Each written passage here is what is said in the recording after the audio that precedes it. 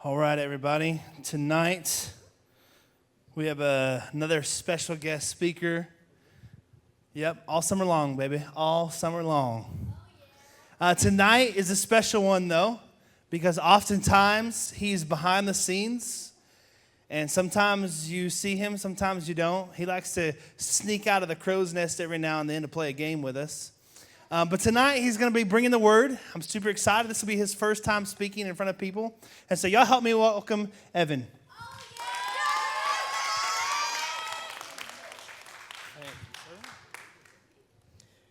All right, so my name's Evan. A lot of you don't know me because I do like to hide in the back.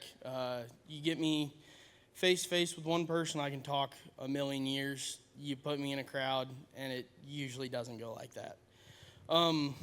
But as we were talking last week, Michael said, I don't have a speaker for next week. And he kind of looked at me a couple times, and because I talked about wanting to do this last year a little bit, and I figured it was time to step out of my comfort zone and try something new. So that's where we're at now. A little backstory of me, I'm 24. I've been here at Journey for 4 years, right about.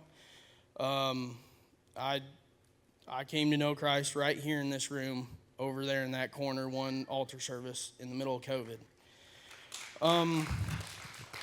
I've done a lot of Bible studies. I've done a lot of face-to-face with one person, a couple people, but nothing like this. So I'm excited to show what I think and what I've learned by doing some of my studies. So the message we're going to be talking about tonight is called Left on Red. So who here, which it's very common, who here gets left on red by somebody through a text, Snapchat, whatever? It's very common. It's very common. I do it all the time to people. I look at my phone, I check that message, and I go away. But who here has ever prayed and you have felt like you were left on red? Like God did not answer your prayer in the slightest, never thought he would. Yep, that's what I figured. I'm right there with you. So I'll start off by saying there are many ways that God answers prayers. He hears all. I don't want anybody to come out of this thinking their prayer is never heard. Start off, we got Psalms 34:15. As I was searching this up, I was constantly going through verses back and forth, and this one caught my eye. The eyes of the Lord are on the righteous, and his ears are attentive to their cry. So everyone in this room, whether anything going on in your life, God is listening. You can always send a prayer up to him. You can talk to him however you want. He will be listening. So to go forward, God always hears your prayers, and he does not ignore them. He might not answer it the way that you want it to be answered, but he will always answer a prayer. Sometimes it's great. You get it right away. Like, there's a story Steve will tell a lot of. He was in an altar service back home when he was younger, and he was praying for a man that had one leg shorter than the other. That man, the whole congregation got together and prayed for him, and his leg grew in the instant. That is immediate yes. And that's great, and there's no bad side to that. But I'm going to talk about, more importantly, the ones that you don't necessarily see answered, or they take a long time to answer. So the main verse we will be following for these two that I'm going to talk about the most is Matthew 7:7-8. And it should be back there. Oh, there it is. This was Matthew writing, ask and it will be given to you. Seek and you will find. Knock and the door will be opened to you. For everyone who asks receives, the one who seeks finds, and to the one who knocks the door will be opened. So The two ways that I'm going to talk about the most is there's a subtle yes that he will answer you with, one that you don't necessarily see. So just as we were as we were in worship, Waymaker, you don't always see what he is doing, but he is working. He's always working. So the subtle way that I have learned to know that I've seen the most in my life, just because it is not right in front of your face does not mean that God is not answering your prayer, and it doesn't make it any less special than someone that's getting theirs right away. So I see a lot of ways people get very brought down that their prayer was not answered right away. There's no bad thing to that. It doesn't have to be right out in front of your face. It can be little moments. You ask for something, God can bring it to you in little moments. He can bring it to you in big moments, and he can bring it to you way down the line. So for Matthew 7:7, ask and it will be given to you, seek and you will find. So seeking is an interesting word to put in there. You have to be looking. So you always have to keep your eyes open to whatever is being said. There's no real answers. I mean, you go through school, you do this and do that. You got homework, you do a problem. A lot of times the answer isn't always what you think it is. I know I got a lot of answers wrong when I was going through high school and college, and a lot of tests. Took me a long time to get through college because of that. But the answer is not always right in front of your face. Sometimes you got to ask, you got to seek, you got to keep seeking. You got to do that problem over and over and over again. So a way I've kind of put that to text is when you ask someone a question and they answer it by not answering it. I know that's a very common thing. I do it a lot too. Someone asks me a simple question and I'll write a paragraph, and there's a subtle way that I said yes or no to that. But staying with the seeking you will find. It's not always the case that your prayer will be answered right away in a big, profound way that you can tell an immediate difference. Personally, for me, I got a couple stories for some of these points that I'll go through. My first one for subtle ways that he's answered some of my prayers. So my grandma, she's 80-something years old. She's had Parkinson's for years. Over the last few years, it's gotten a lot harder. Her mind's slipping. Just a whole bunch of things have gone on. And every time I talk to my parents, they always say, oh, she's getting worse, she's getting worse. The doctors don't give her long, all that. But I am 8 hours away from her. I drive up on special occasions and stuff. I go see her in the nursing home. And I've prayed time and time again for her to be fully healed. And it just hasn't happened yet, but who knows. But the subtle way he's always given me an answer on her being good and her going back to the way she was, every time I've gone and seen her, she's remembered me. That's usually not a big case for a lot of people. You go and see someone and they forget who you are. They forget a lot about their life. Every time I've gone and seen her, she's remembered me. We've talked. We've had great stories. It's been amazing. That is one of the biggest subtle ways, because I don't see it all the time. I don't see her every day. I can't. But there's ways that he has let me know that she's doing good, and she will be good.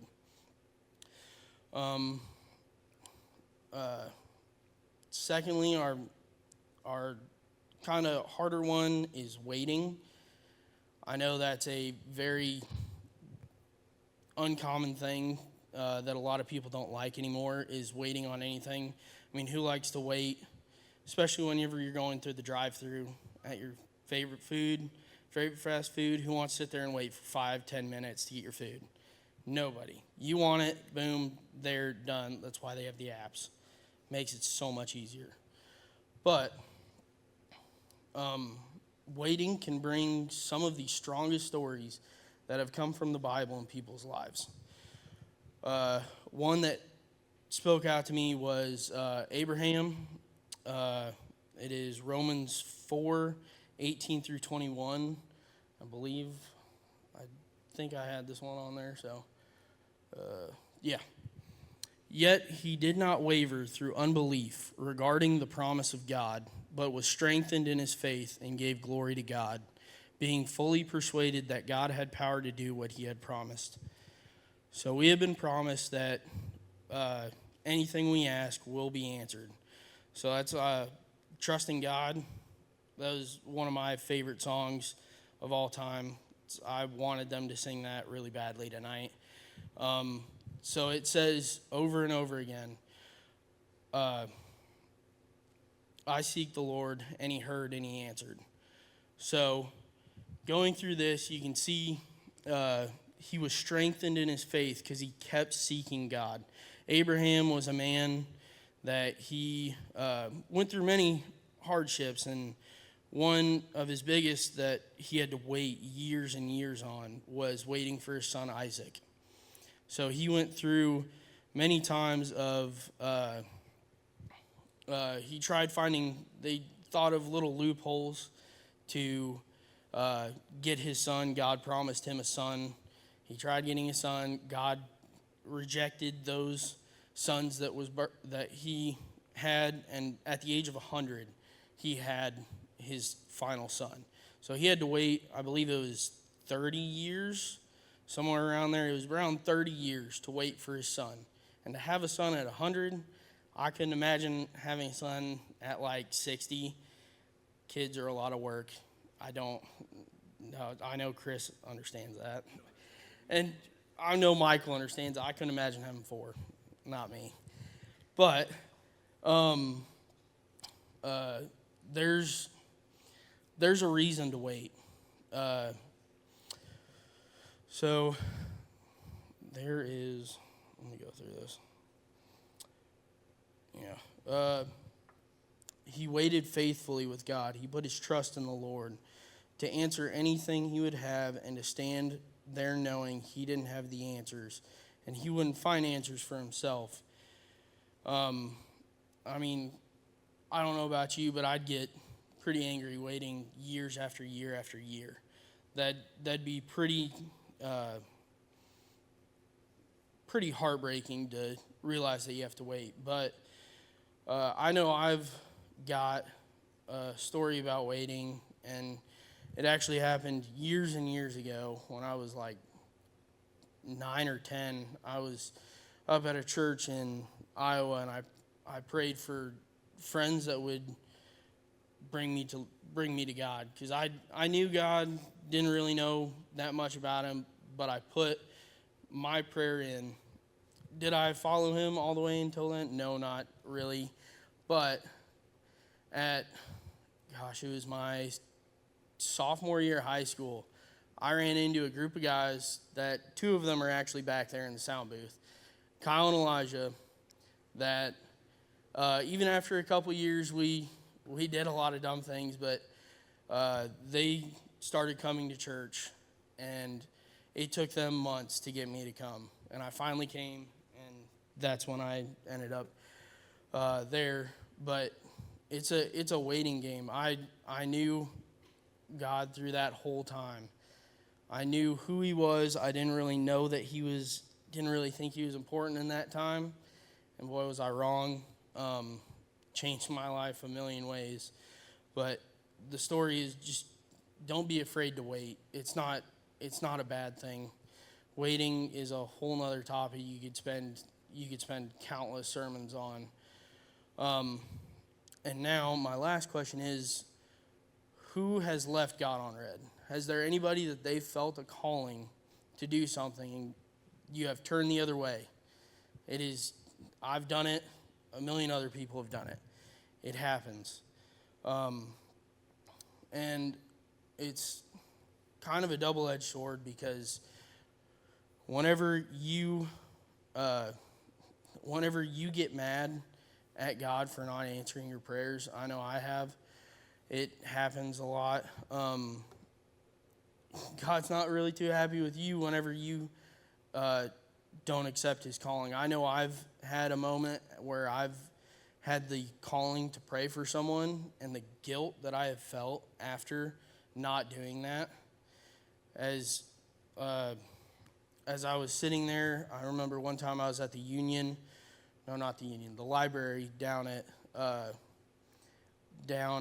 the U of A, and there was a guy reading his Bible sitting there.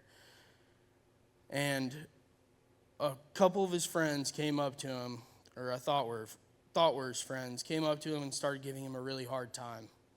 Started giving him a really hard time for reading the Bible. Thought he was not smart to do that. And God placed the calling on me to go over to the man and talk to him.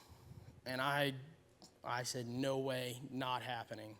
I stormed out of the library. Never thought that was going to happen. And it hurt. It's a hurt. It'll hurt you deep down. But there is a reason God is calling out to you in moments.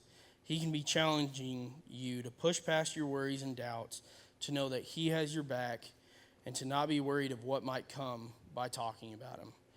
There's a million stories people have told me, and I've heard over and over again of people talking about God and being able to save someone. I mean, there was people that just went on a mission trip a few weeks ago.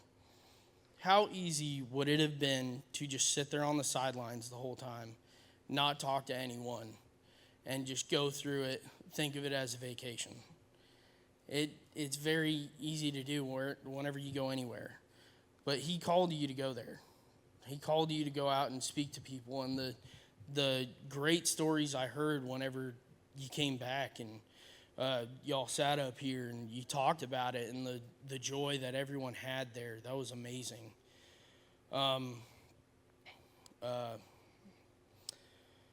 Then, I mean, it's not a very long message that I went tonight, but my hope for everyone in this group is to never forget that God is hearing every prayer you say. He's listening to every word. He knows your every thought. He might not answer the prayers you want them to be answered, the way you want them to be answered, but everything he does is in a plan for you. That plan can be to push you to be the very best that you can be, and also don't think he's ever abandoned you. He's never abandoned you. He will never abandon you. He's always listening. He always, going back to Psalms 34:15, he's always got his eyes on you, always keeps his eyes on you. And even through the highs and lows in your life, when you're at your highest point, you're the happiest you've ever been with him, he's still watching you the same as whenever you're at your lowest valley and you're hitting rock bottom. So that'll conclude mine. I'd like to pray. First off, you'll bow your heads. Lord, I pray for the people in this room. I pray that you give them wisdom. I pray that you call out to them. I pray that you listen to their prayers and you hear them and you understand what they're going through. I pray that you will chase them. I pray that you will challenge them over and over and over again to be the best that they can be. Lord, I pray that you answer their way however you want to, according to your plan. Even though they might not enjoy it, it's your plan. You have the answers. Lord, I pray that you push everyone here to be with you more, to understand the joy that they can have when they're with you. Lord, I pray this in your name. Amen.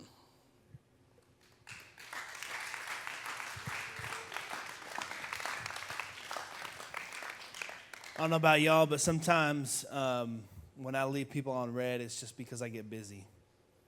Anybody with me on that? Right? You get a text and you get busy. You think that you're busy, right? And you get focused on what you're doing. And you're like, oh, I'll get back to that later. The worst part is when you read it and then you don't mark it unread, because then you forget to go back and respond to it. That's me. I do that all the time. I think a lot of times we can do that with God.